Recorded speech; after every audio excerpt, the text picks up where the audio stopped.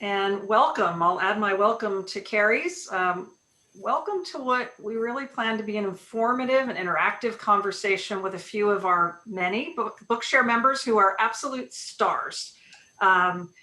You have members here who are really willing and able to share their experiences, tips, and inspiration in advocating for yourself and others as you move through your education and career. I think this is a great opportunity to connect with peers and mentors and understand how you as a consumer, product user, student, person of the world can shape technologies, policies, and practices wherever you are. And this might seem somewhat odd to say, well, why are the Bookshare people talking about all this other stuff or having a session where people are talking about many areas? And part of this is we believe in inclusion, equity, and justice at Benetech, and we believe in self-advocacy, and we believe in independence. And that certainly comes through in Bookshare. That's what Bookshare is all about. But you may not know, we also actively work with disability organizations and individuals with disabilities to help them advocate for their rights and independence. So this is near and dear to our hearts. As Carrie said, please ask questions. We'll be getting to audience questions shortly. So we want you to come away from this conversation with a better understanding of how you, and in the case of, say, teachers and stuff, the students you serve, in the case of parents, your kids, how to ensure that you have what you need in school, in life. Is it about dorm or rental accommodations? And then what about future employment? And there's a lot of really hot topics that our panelists are super interested in talking about and have some great tips. Bookshare members, I know you well, tend to be very engaged and learn how to advocate for the materials they need, which is one of the things we love. And I think we have some of the best examples of that on the panel today. So with that, before I introduce you to our panelists, I did want to take a quick poll so that the panel has a sense of what's on your mind. So what I'd like to do is take 2 minutes to get your input on your challenges as you move to the next stage in your life. So I'm going to... So you should have the poll posted. And essentially it is, what are the greatest challenges as you transition to new stages in life? 1, getting accessible reading materials in college and workplace. The second item is accommodations in living spaces. And the third item is meeting like-minded advocates for disability rights. So I'm going to give you a minute to pick one of those areas just so that we have an idea. Now we await the results. They should be available in a second. So the results are, for getting accessible reading materials in college and workplace, 38% picked that one. Accommodations in living spaces, 19%.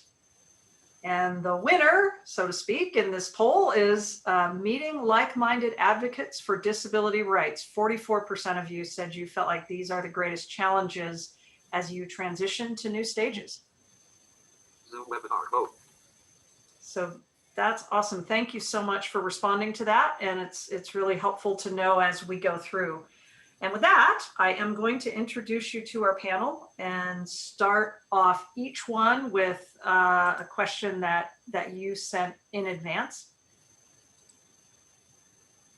And let's jump right in. So the thing that I love is it is very amazing to be able to have people who represent different stages of being a student as well as career person. So I want to start with Luísa. Luísa Montero Oliveira is a high school student. And Luísa, you have been one of our most active student Bookshare members. And I know you're starting to think about the transition to college. So as you think about that transition, Lori in California, yay Lori, asked, what helped or would have helped you in your K-12 years to develop your self-advocacy skills? So jump right in. All right. Well, thank you for having me on, and thank you for being here, everybody. That is indeed a lovely question. So, when I think of that question, three main things come to mind. So, the first is I do wish that somebody would have made an effort earlier on to educate me on the specific rights of disabled people, because I often have felt guilty asking for accommodations. There was this one instance where my teacher made me watch a movie and it was in a different language, but there were subtitles, and being a completely blind person, I could not read the subtitles and I do not speak the foreign language in question. And so I was like, oh man, I cannot do this assignment. But I felt immensely guilty to try and speak to the teacher, even though technically I shouldn't have been, because it was my right. It's an accommodation that I needed. There's nothing I could have done about seeing the subtitles. So I think it's immensely important that students know about the ADA, with Disabilities Act, and any other rights that we have or do not have, because the rights that we don't have are just as important. Because I don't know, if you don't know what's broken, you can't fix it. If kids don't know what they don't have and what they can't do, then they can't work towards bettering those things so that the future can improve. The second, I would say, encourage your students to pursue what they like. Accessibility will come later. So for example, myself, I am immensely interested in art history, and I am totally blind, as I said. That is not very accessible. Art history is immensely visual. Art is visual, but despite everybody discouraging me and saying, that's crazy, you cannot take this class, I said, I'm going to take this class. And do I know how I'm going to do it? No, I have no idea how we're going to accommodate me. I have no idea how I'm going to learn any of this effectively, but I will take it and we will find out. Because if your student, I don't know, if your student wants to be a dancer or a soccer player or a scientist, because STEM subjects aren't always the most accommodating, don't discourage them because of the lack of accommodation that already exists. Allow them to pave the way. And so yeah, just encourage your students to enjoy things for their own sake. And if they don't know how to do them now, well, hopefully they have a beautiful community around them that can help them with that. And then the last thing that is definitely important is push your student out of your comfort zone. They will not love you for making them do things, but it'll be so good for them. I've always been an extremely shy person, and I really don't like talking to my teachers or confronting them. If they forgot to give me something that I needed, I don't want to go up to them and say, hey, do you mind doing this? You kind of gave me in an accessible PDF format. I'm not fond of doing that. And so I would always run to my case manager or my TVI, and I'd be like, hey, can you talk to my teacher for me? But it's really not helpful, because when you get to college, you're not going to have those people to do those things for you. And so they might not like you. They might never want to see you again, but push them out of their comfort zones and don't do things for them. Even though we appreciate it at that very moment, we don't know what's good for us. You guys know what's good for us. So I don't know, just be strong and keep fighting the fight. Yeah. That's great. Thanks, Luísa. More to come. And that brings us to Ben. Ben Cooper is a sophomore in college taking honors engineering classes. A gentleman after my own heart, being a geeky engineer myself. He has spent considerable time advocating for the civil rights of students with disabilities to have access to text, and has been helpful to us as we have worked on various projects over the years, I will add. Ben, Mari in New Jersey was hoping you could recommend the best accommodations to request in college for those with dyslexia. For example, is it a good idea to get note-taking accommodation? And I was also kind of wondering if around all of that, anything has really changed for the way that you navigate college during COVID. It's kind of one of those interesting questions to ask, but start off with what sort of accommodations are good to request. Yeah, so Yeah, COVID has definitely changed a lot of factors at my university. I would say, as far as accommodations go, most of them for me have stayed relatively the same. I have noticed that the transition from high school to college was a big one that was big for multiple reasons. One, just a lifestyle change. It was really huge to go from, you're with your parents, you're at home, you're with friends that you've had for the past 4 maybe plus years, and then going to college, it's all new. But the one thing that I will say that was the best for me going from high school to college is there's a lot more freedom, and the professors also are a lot more understanding. It seems like when you're going through that transition, and the amount of accommodations that I was able to use, it seems like I had a lot more freedom over that. And what I mean by that is, when you're during a lecture, there was never an issue with what you used to take notes, or how you were getting the information. Most professors just were happy that you were getting it whichever way is best for you. So for me, the two accommodations that I used the most were extra time, and then making sure that everything that the professor was kind of handing out was in an accessible format for me, for like a screen reader or something. So those were the two that I mainly used. The other thing was notes. So for me as an engineer, honestly, a lot of my notes uh, I didn't really necessarily need from the professor, because to me, it's pretty simple so far. It's a lot of math, which I don't have too much of an issue, like writing down and taking notes on.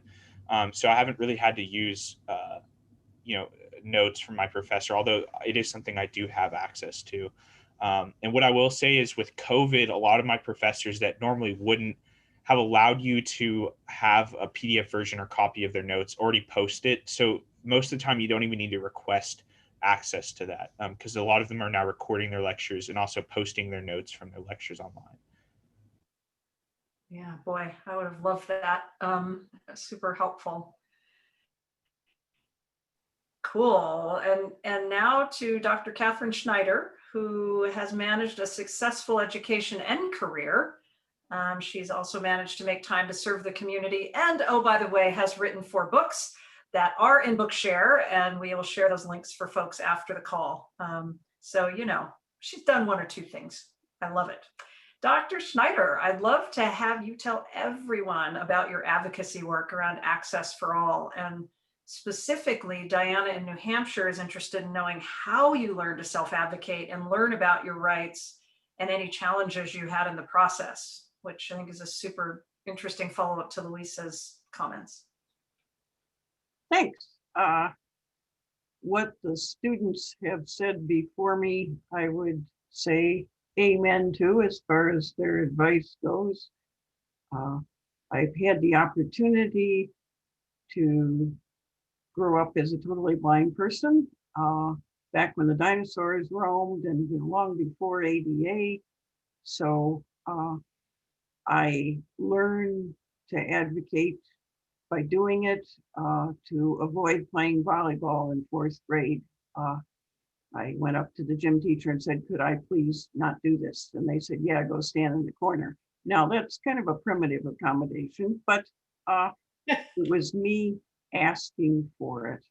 Some things I've learned since that time: ask early and ask often. You don't necessarily get what you ask for the first time or the 10th time.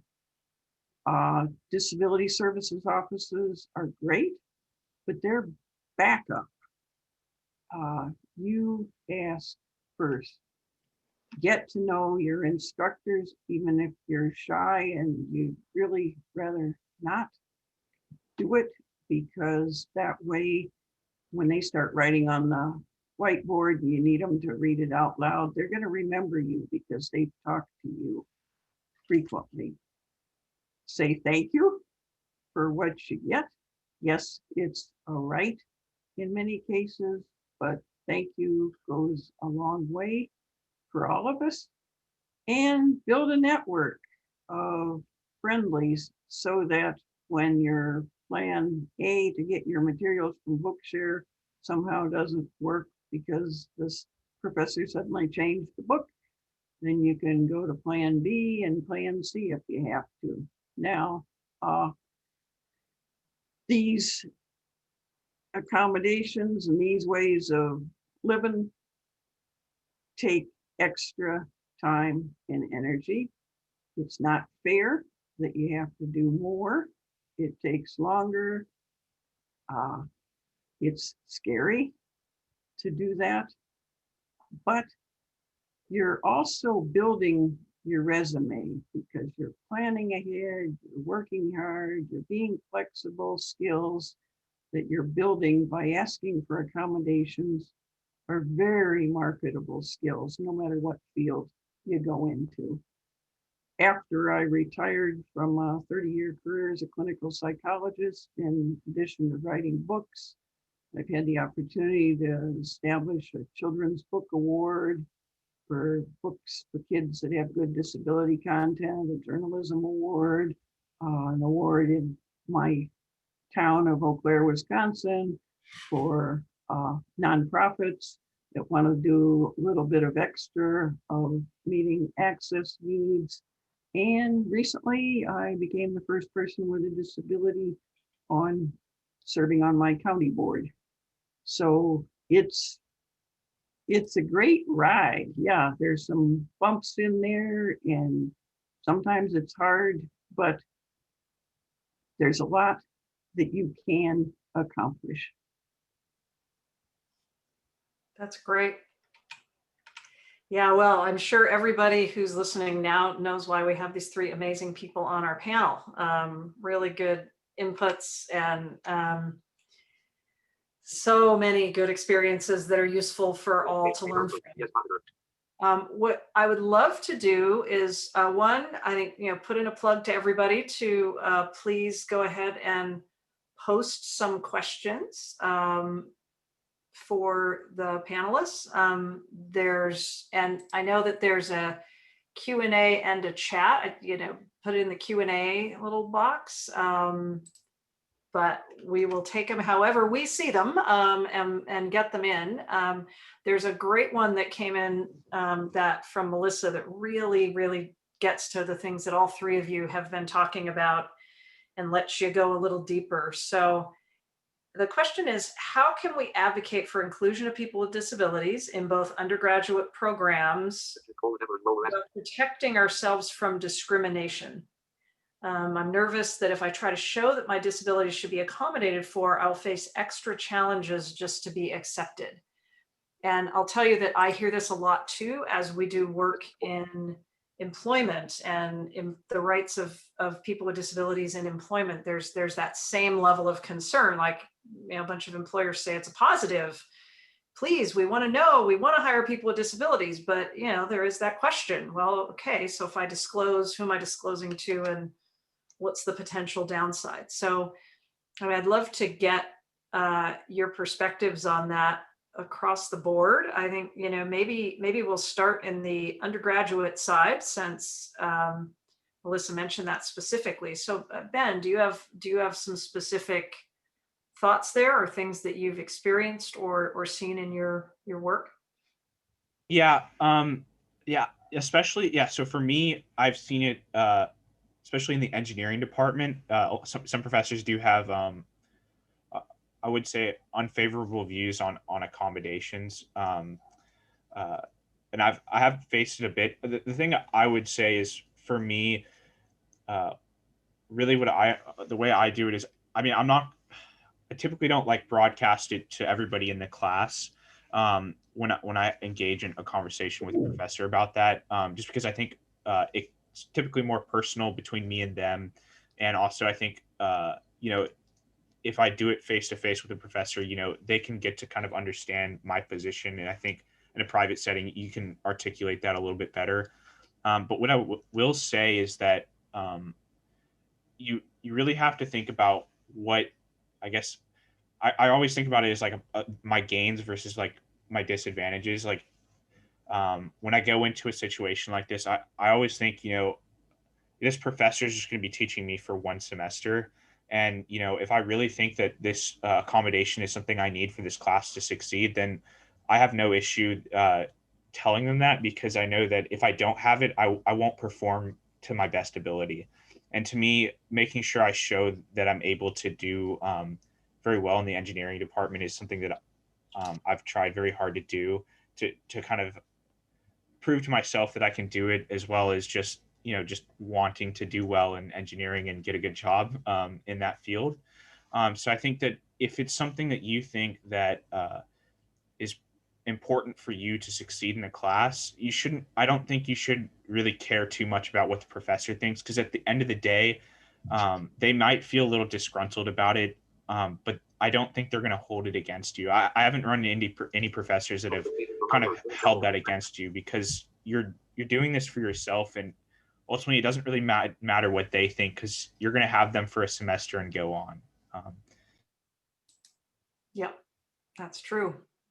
That's helpful. And I'm sure Dr. Schneider probably has a few thoughts and tips on this one as well.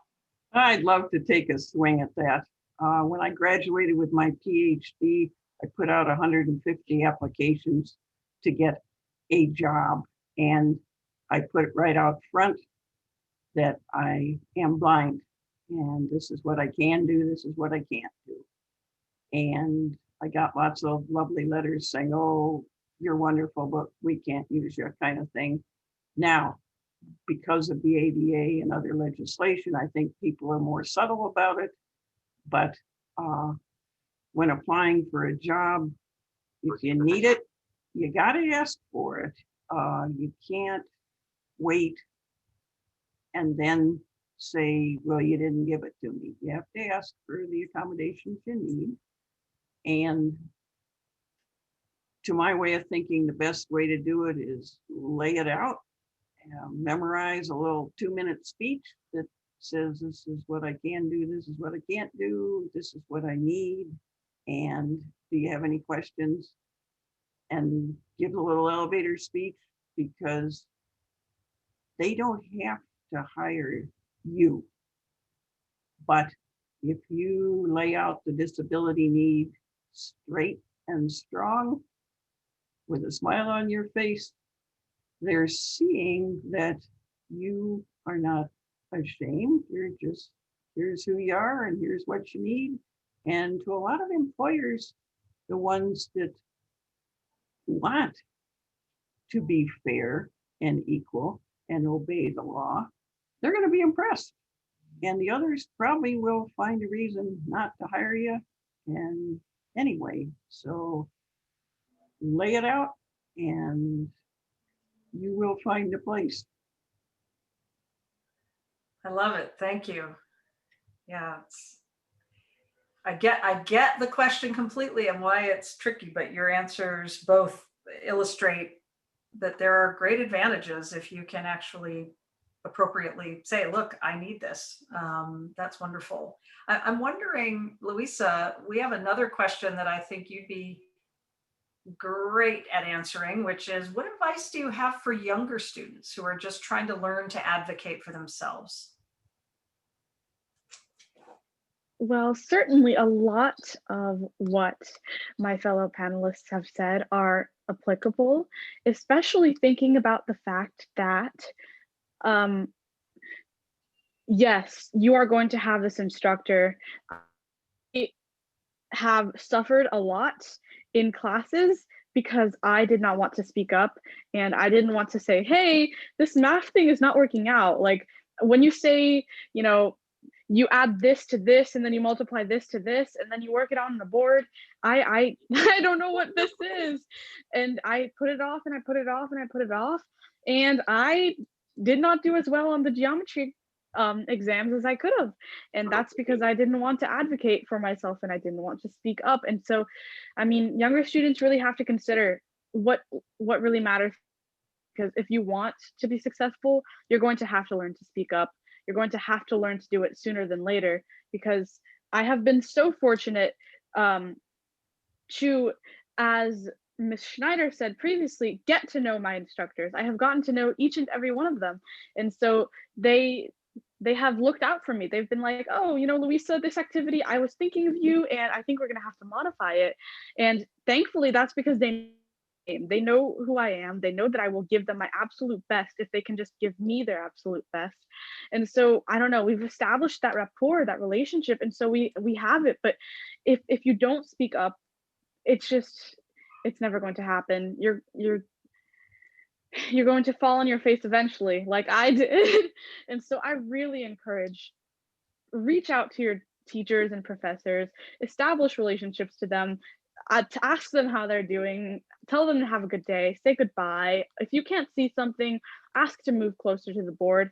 Likely, if they didn't offer something to you, they didn't even know that you needed it. Honestly, I've gone through those periods of being like, oh man, they didn't offer me this accommodation. Does that mean they don't want to give it to me? No, it wasn't that they didn't want to give it to me. They're absolutely helpful when they get the chance to be. They just didn't know. A lot of things that are hard for blind people that are fully blind and don't do large print is skimming. And so when I've had to do assignments where I rely a lot on skimming, I've struggled with them. And my teacher was like, wow, I really didn't know that this was a problem until you explained it to me, because I understood Braille, you know, somewhat, but I didn't understand it to that ability. And so speaking up is key. Being polite is key, of course. There's no need to be rude to them. And like I said, usually if they have forgotten to give you an accommodation, it's likely that they just forgot. Teachers are very busy. They have, you know, over 100 students as it is, without even going into professors in college. And so it's hard to remember everybody. And so likely if they made a mistake, it's not malicious. So reach out to them, be polite to them, get to know them. And yeah, I don't know, don't be guilty for asking for what you need. And yeah, I think so. Great, thanks. And Ben, I know you did advocacy from a pretty young age. I wonder if you have anything to add to that. Yeah, for me, when I first started out, like the hardest part was kind of like it's almost like there's a barrier before you even get into the conversation of like just you're kind of afraid to just jump in. It's kind of like, I guess, kind of like jumping into a cold pool. Like when you dip your feet in, it's like really cold, and you don't really want to jump in. But if you just jump in all at once, you know, you kind of acclimate really quickly. And for when I was first starting, you know, advocating for what was in my best interest was kind of like that. And so I felt the best way was just kind of, sometimes you have to like think about, you know, what you want to tell the professor, prior, and kind of where you want to go, and then you just kind of got to jump straight in sometimes. That's the best way to kind of force yourself to just go. You just got to start running, and that's helped me a lot. Sometimes when you're talking with professors, because it can be a little intimidating sometimes, because you know these people are, you know, teaching a class at a very high level, and you know you have a lot of respect for them, and so it can be difficult sometimes talking to them when you look up to them as well. So, but most of the time they're very understanding, and once you kind of get past that threshold, that barrier of entry, most of the time it works out fairly well. Great, thank you. Thanks. And I have a question that I'd love to hear from all three of you on, and it really gets into sort of the computer program side. So Margaret asks, my son is dyslexic and dysgraphic and is having a very difficult time with a specific computer program that's being used for his math class. I'd like to hear from the panelists if they have had difficulties with an unforgiving computer program that a class requires to be used and how they handled it. So you can think about that for a second, and whoever would like to jump in, let me know. I'll jump in because this one I just had to deal with actually quite recently. So like for engineering, and especially math, my math courses, you know, typically, you know, you'd write your homework and your assignments, especially your tests, would be written on a piece of paper, and you would have to show all your work. Because of Corona, that's just not really possible for most courses. So they've had to switch on to online, like online kind of class structures, I suppose, for the math courses. So a lot of them are either multiple choice or have a website kind of browser where you have to type in the equation manually. And I've found that that kind of structure is really quite difficult when you're doing, especially math, because it's so, you have to be so precise.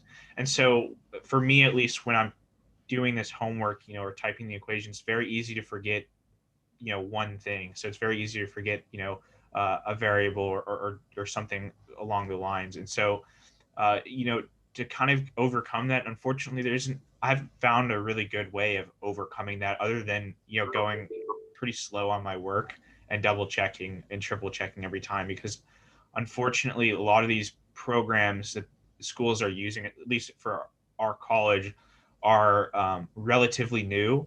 And especially for our college, they've developed their own testing center kind of program. So a lot of that stuff was built in house at our university. So as far as like, information that's already out there, it's very sparse.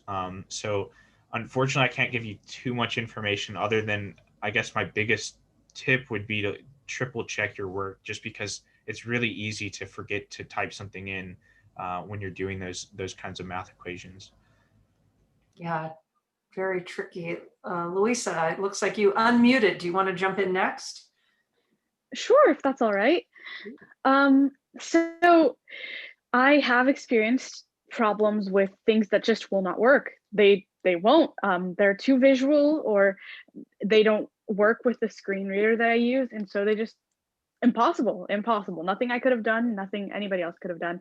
I think an important thing to do when confronting such a problem is have a solution to offer up. A lot of times we struggle advocating because we don't even know what we want. Not to say we don't, we're fickle and we don't know what we want. We don't know what we need, in the sense of we don't know alternatives.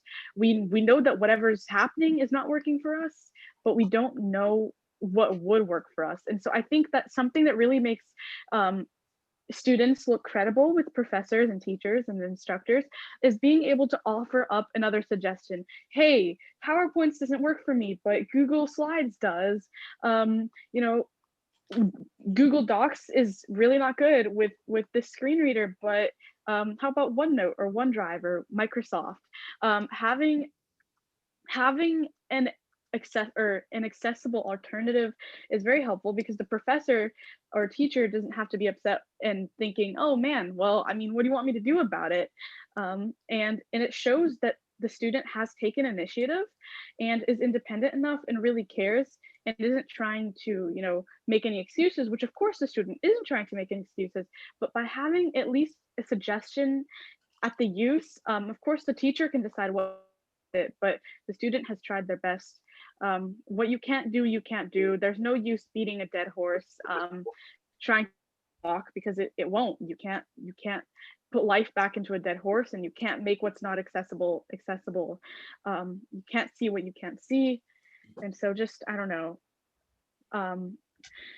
try to find an accessible alternative, reach out to others, reach out to blogs, reach out to parents and people that have come before you, and just let the professor / teacher know that you are taking initiative and they should work with you happily. If they don't, then that's a problem, but hopefully it won't come to that. All I would add to that is, Great, thank you. when all else fails, do your work some way that does work for you. And then if you have to take a test on an inaccessible platform, ask for a scribe, somebody to do the keying in for you if that's what doesn't work for you, because that is a reasonable accommodation. They don't technically have to make an inaccessible program accessible. What they do have to do is make it so that you can do the work. Yeah. One other thing, I think one other thing to add would be that, when, I guess what I should have said also is that when you do come into those problems with the programs, I think the best thing to do would probably point it out to your professor first, because a lot of, like I said earlier, like a lot of these programs are being introduced to the schools and they're relatively new, and a lot of the professors don't really know how to use them that well either. And so one is, it's very possible that something that, would help you a lot, at least as far as the user interface and how you would enter in your answers, that might already be something that the professor can add to the program. So it might be something they could already do. And so it's best to talk it out with your professors, because at the end of the day, everybody's kind of going through this similar situation with having to work with COVID, at least now. And I think a lot of professors are really open to trying to make sure that their students are able to access the same information equally, and especially able to provide their answers in a way that the professor can get.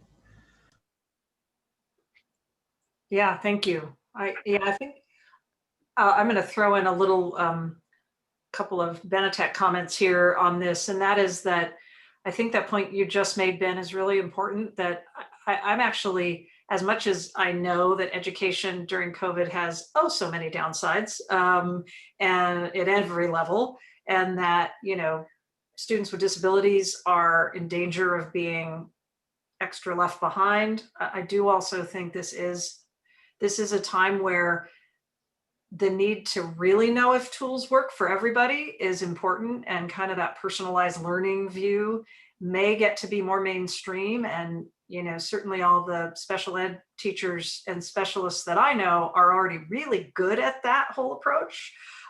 So I think it's an interesting time where COVID, my hope, I'm always hopeful, is that COVID will sort of enlighten the broader education community to the idea that it's not one size fits all, that you have to actually think about how these work for a whole bunch of different students.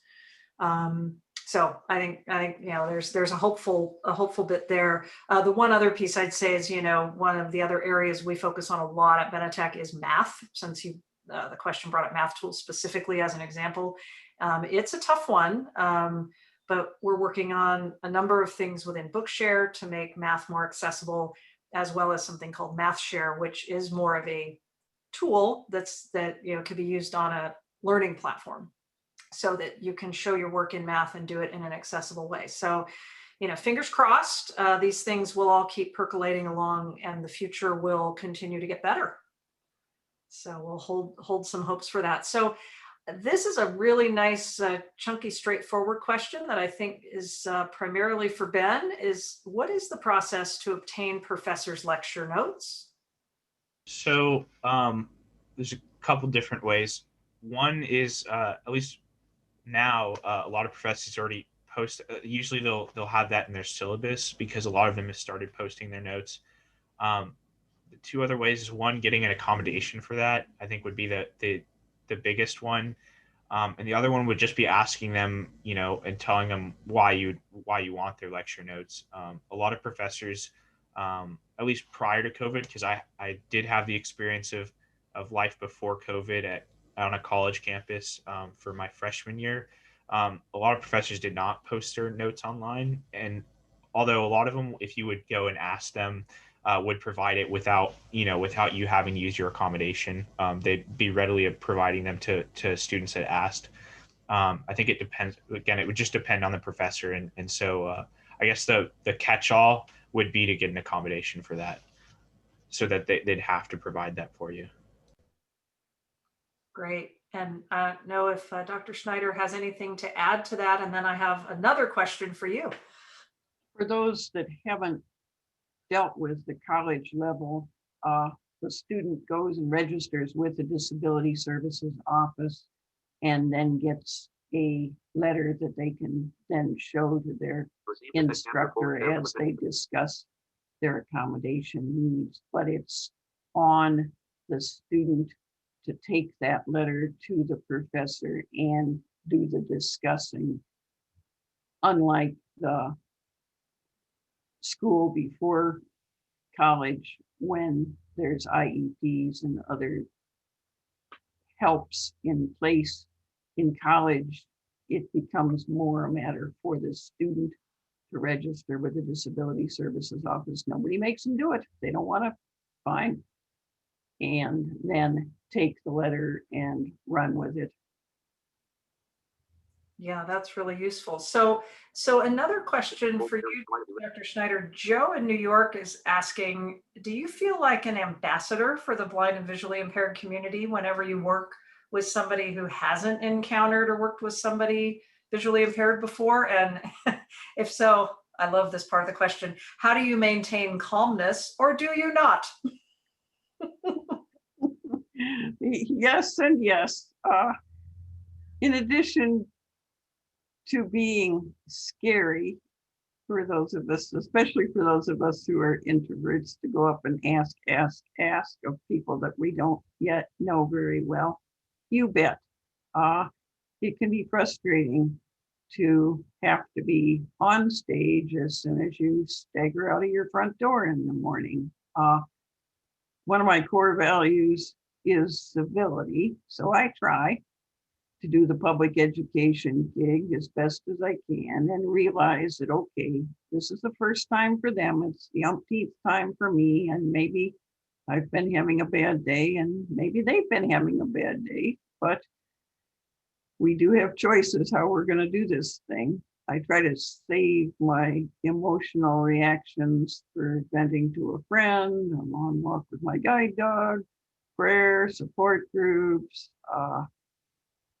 I noticed that as I get older, I get better at it. So if you've had a few meltdowns, join the club and realize that, okay, you lived through it, and presumably so did the other person, that you spelled it down all over, and maybe you'll do it better the next time. I give a plug to Learning Ally, which has had several seminars about sort of the social emotional aspects of going to college. And you may want to go and review some of their webinar as well as having participated in this webinar. Yeah, that's great. Yeah, they've done some really interesting studies around that area and then follow-up services. Super helpful. So Luísa, I guess you're younger. Okay, I shouldn't say that. You are earlier stage in your trajectory. How about that? And you might not always feel like you have to be, on stage, or do you? I'm wondering if it's any different for somebody in high school at this stage versus, say, what Dr. Schneider's experience has been. Well, first, thank you. I'm very happy to be called younger. My 18th birthday is coming up and I'm getting a little nervous. I feel so old and I feel like I've accomplished nothing in life. Sorry, I can only laugh. But no, I think definitely the more experiences you have, the more experiences you have, good or bad. But when you're disabled, it's never going, it doesn't ever just begin when you start working. It's always there. From being asked by classmates how I take a shower, or how can you do math, or how do you eat? Do you need to feel my face so that you can get to know me? How do you know who your dad is? One person asked me, how do you think? And I honestly, there have been quite some amusing things that people have said to me. A lot of people might get offended by them, but honestly, I don't know. I think laughter is the medicine to all ailments. I try to never take myself too seriously or anybody else. I mean, hey, I get it. It may be kind of uncomfortable to be asked how I take a shower as a blind person, but they don't mean any harm by it. I guess some people genuinely don't understand how you could do something with your eyes closed. I guess, I don't know. I think a key thing that I've had to always keep in mind is people aren't malicious. They usually don't hate you. the most issues you'll have with people is their indifference to your problems, but people are usually not hateful people. They won't go out of the way to make you miserable. If they're saying something that makes you sad, chances are they genuinely are ignorant. And of course, ignorance is not good. I'm not condoning ignorance, but I don't know, it's really important to think about how they might feel. And of course, some people are not considerate and they clearly have not thought about how their questions will make others feel.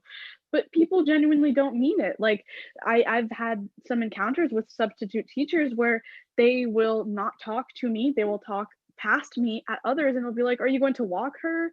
Can you walk her to her next class? Do you know how she does her work? And man, I burst into tears after that class, but she didn't mean to. I don't know. People don't encounter disabled people a lot of the times. There aren't a lot of us confined in one space together, and so I definitely sometimes do get tired of having to educate people, and I feel like, man, I just want to live my life without, little kids going and asking their moms, why does she have a stick? But it's not, I don't know, it's not their fault any more than it's mine. Just like it's not my fault that I have a disability, it's not their fault that they don't know. And of course, we can hope that after they encounter us, they will take the time and make the effort to maybe educate themselves a little more. But I don't know. I think we really have to be patient with ourselves as we would want them to be patient with us and patient with others, because people aren't malicious. I don't think so. Ignorance doesn't equal maliciousness. I'm 71 and even the questions haven't changed. We're 2 generations later and the same questions. Yep.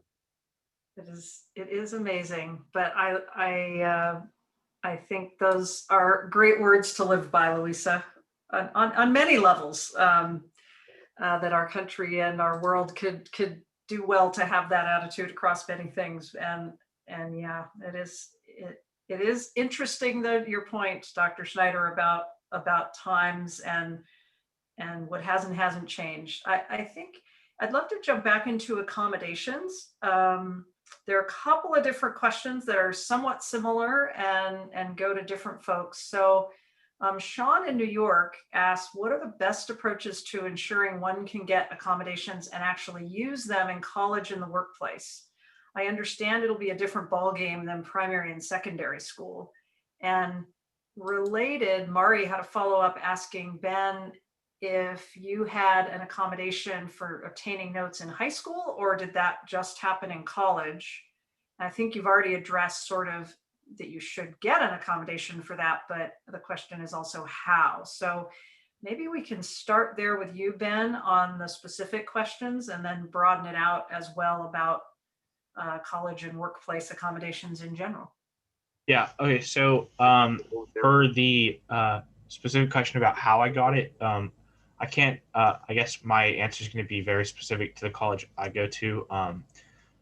Generally, from what I understand, is that there's going to be a students with disability services kind of section of your college, and you're going to need to reach out to them and tell them that you're going to need services, and they're going to ask you for information about your disability and kind of I guess they're going to ask for documentation of that as well, which they did for mine. And you're going to provide all this information. And then for us, I had a meeting with them, and we laid out all the accommodations I would want.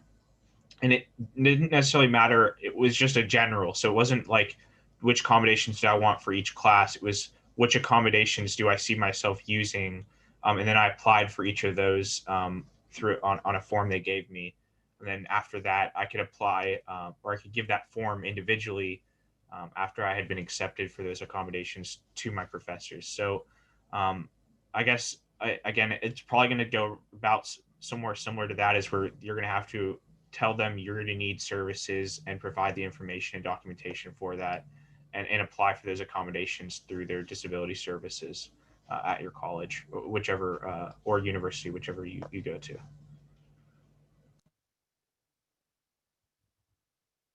Dr. Schneider, maybe broadening that into college and then in the workplace, I wonder if you have any insights to give folks about approaches for gaining accommodations in the workplace.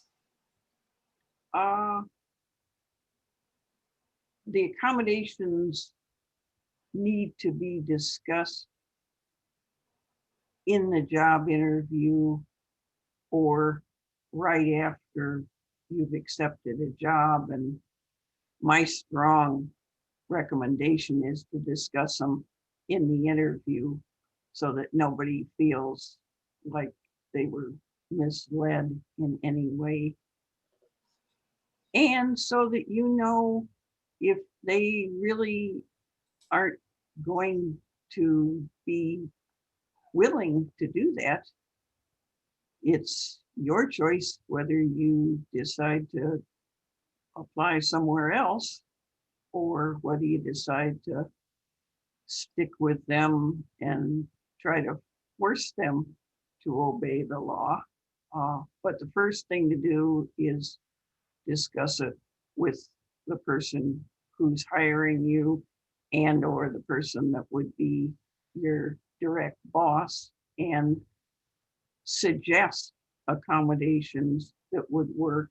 But just because you've got an idea, you're not the only one with ideas, and the employer needs to provide a reasonable accommodation. It doesn't always have to be exactly what you asked for. They may come up with something else that meets the exact need. So it's a negotiation process, and my strategy is to ask for as little as possible, but as much as necessary, and then stick to it and work to achieve it. And keep pointing out to the employer that you want me fully functional, and this is what it'll take. Thank you for helping me be your best employee. Yeah, that's great. Yeah, and as an employer, I will say that we fight tooth and nail to make sure that all of our tools and everything we do is accessible, and it should be easier. Let me just put it that way. To make that possible, we make sure we do it. And I want to say that there are some companies who are so great when you reach out to them and say like XYZ tool needs to be accessible. Others not so much. So, I think that's also good to understand that the employer you're working with, I mean, if it's not somebody like Benetech, they may not know what to do and they may be afraid. So by telling them, hey, here's what I need, here's how, I know like this is how you get a hold of it, or I'm bringing this on my own, or here's what your tools would need to do would be helpful. If somebody really doesn't have a lot of experience with employees with disabilities, but it really is their role to provide that. So I think that's great. There's a great resource called Job Accommodation Network, which you may want to tell your potential employer about, which has all sorts of stuff posted on their website about accommodating different disabilities. Yeah, that's great. Job Accommodation Network, or JAN. I recommend that resource for sure.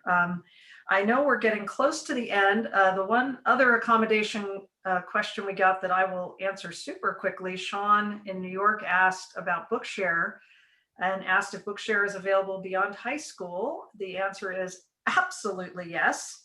And may I continue to use it for college without cost, or do I need to budget for it? Bookshare is free to all qualified students in the United States. So if you qualified and have been using it in high school, it will be free to you in college. And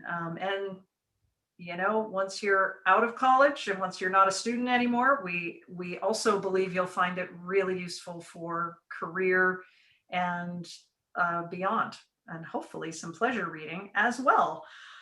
So with that, I want to thank our incredible panelists. This has been super interesting. I could talk to you guys all night, except that it is really late for some of you. So thank you all for joining us in the audience. And thank you again to Luísa, Ben, and Dr. Katherine for being with us. And thanks so much